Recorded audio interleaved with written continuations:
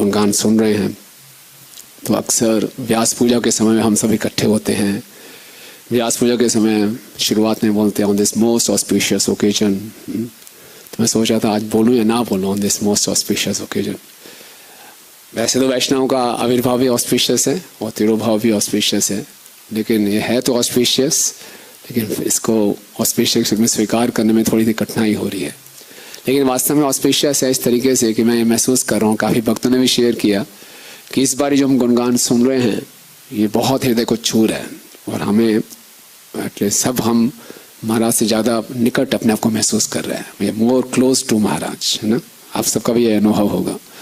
तो ये वास्तव में इससे मालूम चलता है कि शुद्ध भक्त का गुणगान, उनकी वाणी में इतनी शक्ति है कि अगर हम उनकी इंस्ट्रक्शंस को याद रखेंगे तो हमेशा महाराज के साथ रहेंगे और महाराज भी हमेशा हमारे साथ रहेंगे। तो 3 प्रकार के इमोशंस मेरे अंदर चल रहे थे, मैं किसको बताऊं, टाइम कम है। एक तो ये कि फीलिंग मोर क्लोज टू महाराज। दूसरा एक बहुत रिग्रेट हो रहा है, थोड़ा शोक हो रहा है कि इतनी कृपा मिली, इतना प्रेम मिला महाराज से, इतनी केयर मिली, इतनी इंस्ट्रक्शंस मिली, इतना पर्सनल अटेंशन मिला, लेकिन मोस्ट ऑफ द टाइम मैंने उनको फॉर ग्रांटेड लिया, बड़ा लाइटली लिया। और अब सुन रहा हूँ तो महसूस हो रहा है कि कितनी महत्वपूर्ण, कितना प्रेम महाराज ने दिया और मैंने इसको बहुत लाइटली ले लिया। तो जिस प्रकार से भागवतम के 30 स्कंद में माता देवहूति को बहुत शौक होता है जब कर्दम मुनि छोड़ के जा रहे होते हैं, तो माता देवहूति को लगता है कि अरे इतने बड़े व्यक्ति मेरे पति थे, मुझे कृष्ण प्रेम दे रहे थे, लेकिन मैंने बोला नहीं, मुझे पहले आपका प्रेम चाहिए।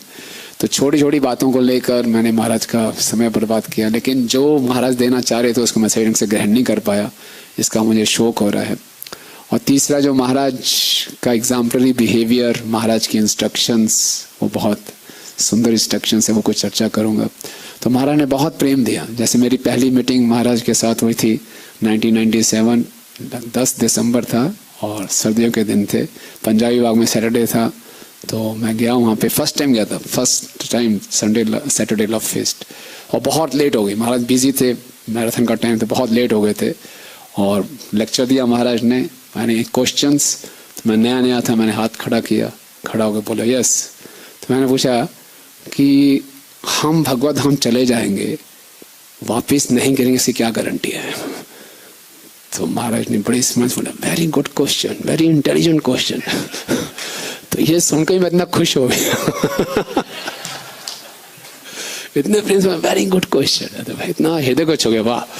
तो उसके बाद फिर धीरे धीरे मिलते गए और फिर मैं मोहनोपाजी क्लासेस में आता था। फिर महाराज ने बोला कि आप पंजाबी बाग में प्रचार शुरू करो। अब मुझे मालूम था प्रचार कैसे शुरू करना है, तो महाराज जहाँ देखते थे मैं उधर हो जाता था। तो संडे लव फेस्ट होती थी, बर्तन धोते थे, सब करते थे। तो सब सीनियर बोलते थे बर्तन धोने से महाराज प्रसन्न नहीं होंगे, उनकी आगे पालन करने से प्रसन्न होंगे। तो चारों तरफ से घिर जबरदस्ती महाराज ने पुश किया कि पंजाबी बाग में प्रीचिंग शुरू करो। और फिर ट्रेनिंग के लिए मैं गया 2001 में पूना में 1 महीने के लिए। तो वहाँ पे मेरे लिए महाराज ने इतना ध्यान रखाया, राधे श्याम प्रभु को फ़ोन किया कि एक व्यक्ति आ रहा है, इसको बड़ा स्पेशल ट्रीटमेंट मिलना चाहिए। और मेरे को उस समय आपने देखा होगा, पूना का पुराना मंदिर है, कैंप में है, शेड के अंदर है, छोटा सा मंदिर है। तो मुझे बड़ा वीआईपी रूम, वहाँ का जो वीआईपी रूम था उसमें मुझे ठहराया और महाराज ने फ़ोन किया, आप बिल्कुल कंफर्टेबल हैं? हाँ। अटैच्ड बाथरूम मिला आपको? हाँ। मैं बिल्कुल अटैच्ड बाथरूम मिला तो महाराज को मालूम था बड़ा बिगड़ा हुआ व्यक्ति है, इसको पूरा कंफर्ट चाहिए। तो पूरे कंफर्ट के साथ मैं वहाँ रह रहा था। कुछ समय के बाद लोग आए, प्रभु आपको कमरा खाली करना पड़े। मैं क्यों भाई? कहते गुरु महाराज का कमरा है, महाराज यहाँ आने वाले हैं अरे बाप रे।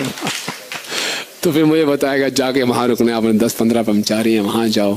तो वह मालूम चला महाराज इतना ध्यान दे रहे थे। राधे श्याम प्रभु बोल रहे हैं Guru Maharaj was daily calling me, he should not feel any discomfort, make him fully comfortable. तो मेरी स्पेशल एकदम अपना कमरा महाराज ने ऑफर किया उसमें, मैं जब ट्रेनिंग के लिए गया था। तो उसके बाद मैं यहाँ आया तो मैं बड़े जोश में आ गया कि अब मुझे रिज़ाइन करना है। तो एक दिन फ्राइडे का शाम थी, तो मैंने रिज़ाइन कर दिया और मैंने रात को आके बताया महाराज टुडे आई हैव रिज़ाइंड। महाराज इतना गुस्से, व्हाई यू हैव रिज़ाइंड? महाराज कर दिया, नो टेक इट बैक। तो मेरा अजीब सी हालत हो गई, क्योंकि भक्त उसमें प्रीचिंग इसी स्टाइल की होती थी, कब तक तेल बेचते रहोगे कितना बेचो।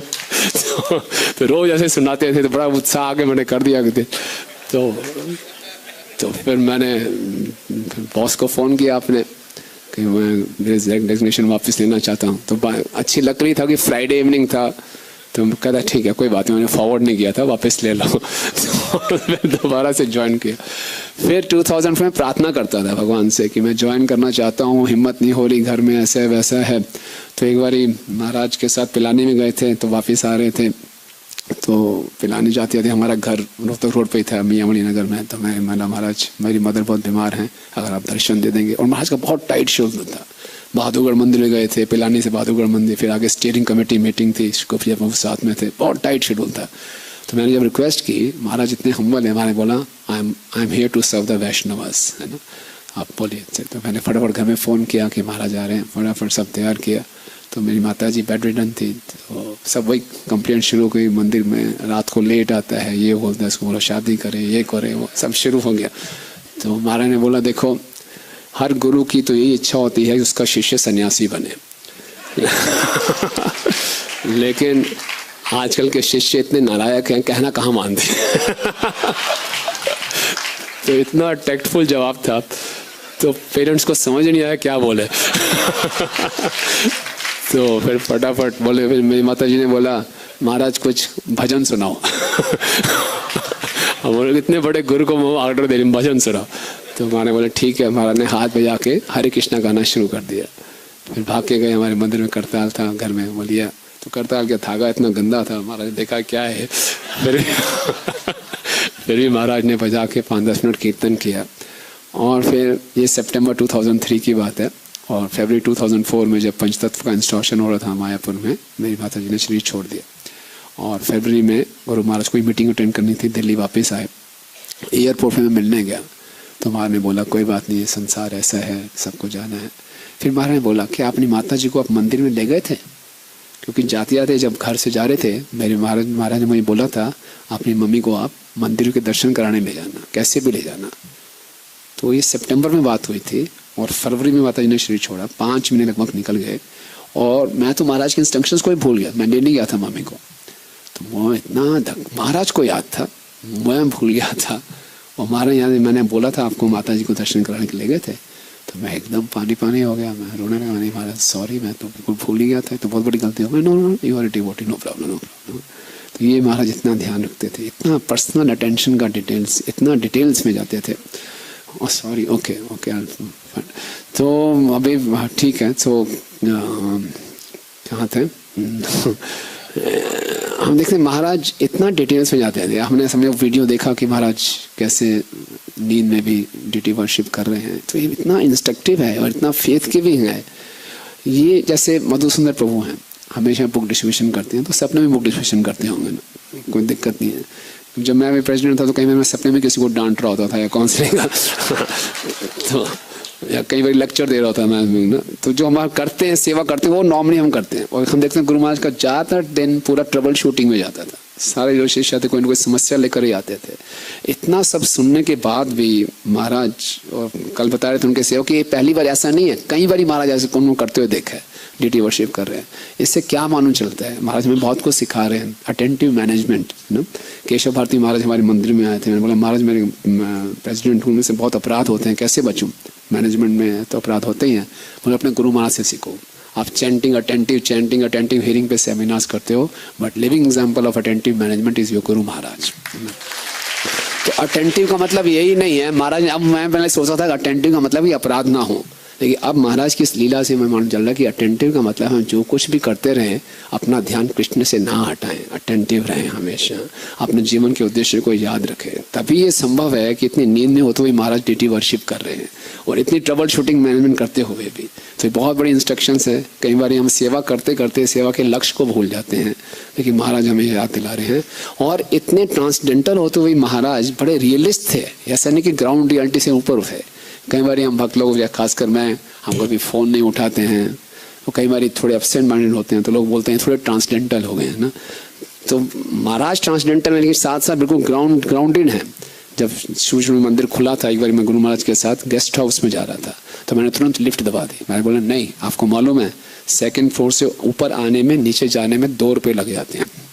तो महाराज सीढ़ियों से चढ़ के गए थे, सीढ़ियों से आए, है ना। इतना रियलिस्ट। एक बार आप अजय गोरखपुर ने वीडियो भेजा था कि महाराज चल के जा रहे हैं और सामने अजय गुरु महाराज ये राधा कुंड है, ये गिरी गोवर्धन है, हैं, और महाराज जा रहे जाके सीधा लाइट का स्विच ऑफ तो इतना महाराज ध्यान रखते थे। तो ये कुछ बातें हैं, और भी बातें हैं, लेकिन अब समय हो गया। मैं महाराज जैसे हम फ़ोन भी करते थे, अगर जवाब नहीं दे पाए तो महाराज कॉल बैक जरूर करते थे। कोई भी मीटिंग रखते थे, अगर थोड़ा सा भी लेट कर दिया महाराज ने, 1 घंटा भी लेट कर दिया तो फ़ोन करके बोलते थे आप 1 घंटा लेट आना। तो मेरी जो लास्ट मीटिंग हुई गुरु महाराज के साथ 27 अप्रैल को हुई। तो 27 अप्रैल के लिए पहले महाराज ने टाइम दिया था 11 बजे का, फिर दोबारा से दशवतार प्रभु से मैसेज आया, नहीं उनको बोलो 11 नहीं 12 बजे आना। 1 घंटे के लिए भी महाराज इतने केयरफुल थे। तो मैं 12 बजे गया। तो उस मीटिंग में यमुनानगर से पीताम्बर कृष्ण प्रभु भी आए हुए थे। तो कुछ 1-2 इशू थे। तो महाराज मैंने देखा और आप सबने देखा होगा पिछले कुछ दिनों से, महीनों से, जब भी हम कोई इस मंदिर का कोई डिस्प्यूट या कोई आपस में भक्तों से अनबन शेयर करते थे तो महाराज की आंखों में आंसू आ जाते थे। आप सबने ऑब्जर्व किया होगा, महाराज बहुत इमोशनल हो रहे थे, है ना। और महाराज को बहुत हर्ट करता था कि भक्त लोग छोड़ रही बातों में कितना डिसएग्री कर रहे हैं। तो महाराज ने सब सुना। तो महाराज ने 2-3 स्टेटमेंट्स दी। महाराज ने एक बहुत इंपॉर्टेंट स्टेटमेंट बोली। महाराज ने कहा unity is more important than personal ambitions. ये ध्यान रखें हम, unity is more important than personal ambition. कई बार पर्सनल स्पिरिचुअल एम्बिशन हमारे पर्सनल हो जाते हैं, जो कि उस केस में हो रहे थे, लेकिन उसमें कन्फ्लिक्ट हो रहे थे। तो जब ऐसा कभी हो तो अपने पर्सनल एम्बिशंस को हम सेक्रीफाइस करके यूनिटी पे ध्यान। फिर बोले जितने भी कन्फ्लिक्ट्स हैं मेजर कारण फॉल्स ईगो है। और फिर महाराज ने बोला कि इस्कॉन को जो खतरा है बाहर से नहीं, अंदर के नहीं कन्फ्लिक्ट से ज़्यादा खतरा होगा। तो ये महाराज ने जो 27 अप्रैल को मेरी मीटिंग हुई उसमें मुझे 3 आदेश मिले। और कोइंसिडेंस है कुछ है, महाराज हर बार ही बोलते थे, पिछले कई जगह महाराज लेक्चर दे रहे थे तो प्रचेतस का एग्जांपल देते थे, कोऑपरेशन कोऑपरेशन कोऑपरेशन, अपनी विल में लिख के भी गए। और एक कोइंसिडेंस है कि महाराज ने अपनी अंतिम लीला शरीर भी छोड़ा तो उस हॉस्पिटल का नाम है सिनर्जी, कि सिनर्जी, है ना। तो ये हमेशा हम याद रखें कि जाते जाते भी महाराज हमें सिनर्जी सिखा के जा रहे हैं। महाराज ने उस स्थान को चुना, उसका नाम भी सिनर्जी चुना। तो हम कभी भी अगर हमारे में लड़ाई झगड़ा होगा भक्तों में, अब होगा, बहुत सी मिसअंडरस्टैंडिंग्स होंगी, डिफरेंस ऑफ ओपिनियन होगा, तो जय हिज होलीनेस गोपक गुरु प्रसाद स्वामी महाराज की